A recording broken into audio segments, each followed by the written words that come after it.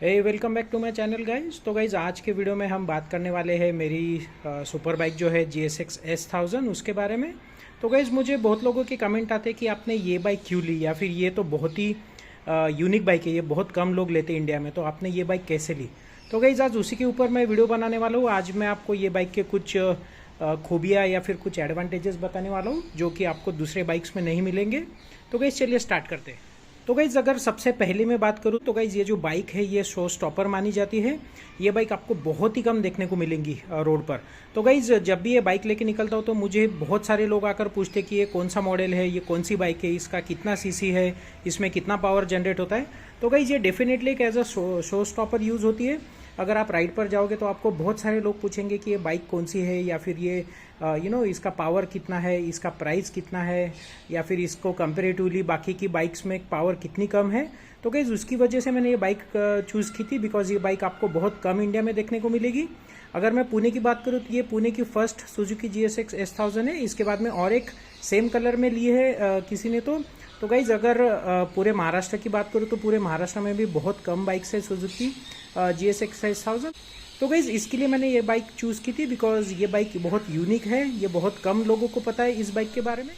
तो गाइज दूसरे इसके खूबी की बात करूँ तो वो है इस बाइक का लुक। अगर मैं आपको दिखाऊंगा तो आप देखोगे ये बाइक का लुक्स जो है ये बहुत ही खतरनाक है।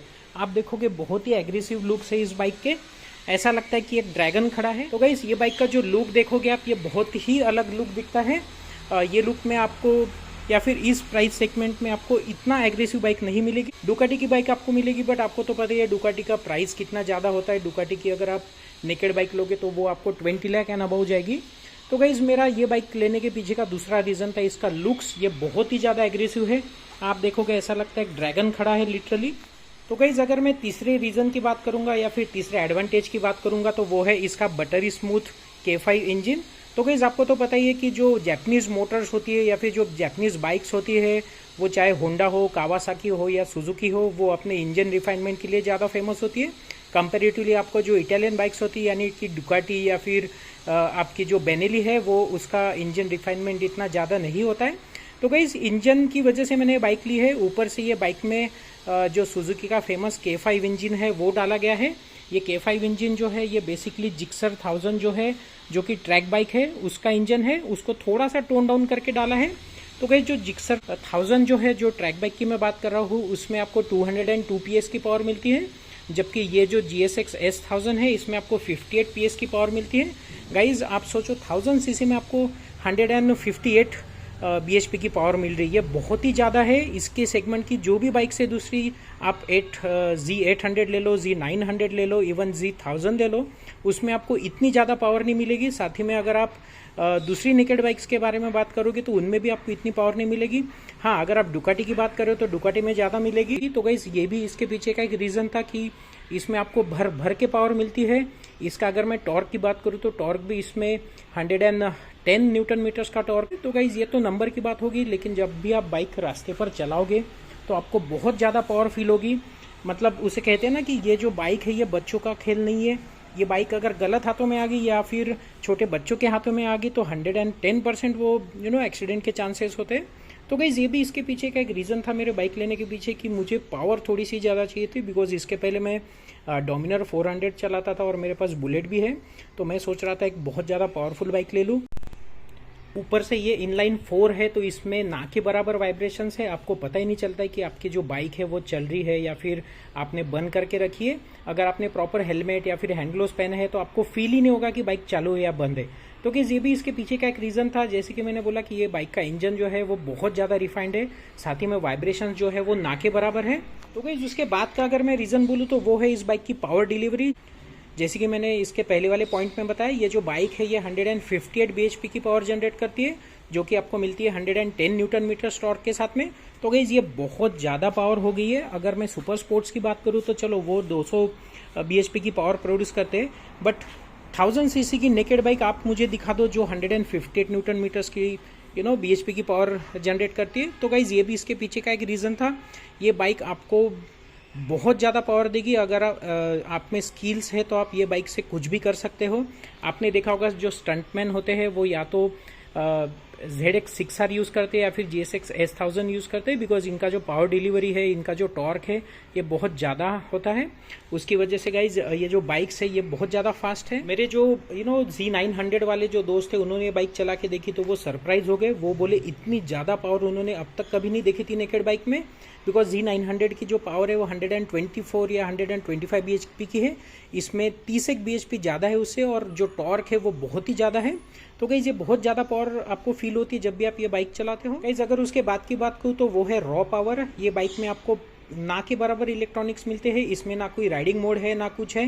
हाँ, इसमें आपको ABS मिलता है दोनों टायर में, और साथ ही में आपको ट्रैक्शन कंट्रोल 3 लेवल वाला मिलता है, जो कि आपकी जो बाइक है उसको राइडिंग को सेफ बनाता है। इसीलिए जब भी आप थ्रॉटल करोगे तो आपको तुरंत रिस्पॉन्स मिलेगा।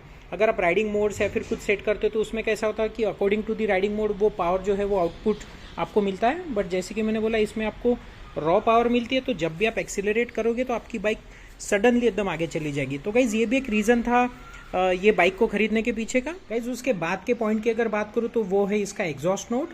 ये इनलाइन 4 इंजन है, तो इसमें आपको तो जो एग्जॉस्ट नोट होता है उसके तो आपको कोई सवाल ही नहीं आना चाहिए। इसमें आपको भर भर के बेसी साउंड मिलेगा। बट गाइज ये जो सुजुकी की बाइक्स होती है, इनमें आपको जो बाय डिफ़ॉल्ट जो आपका कंपनी फिटेड जो एग्जॉस्ट आता है उसमें भी आपको अच्छा एग्जॉस्ट नोट सुनने को मिलता है।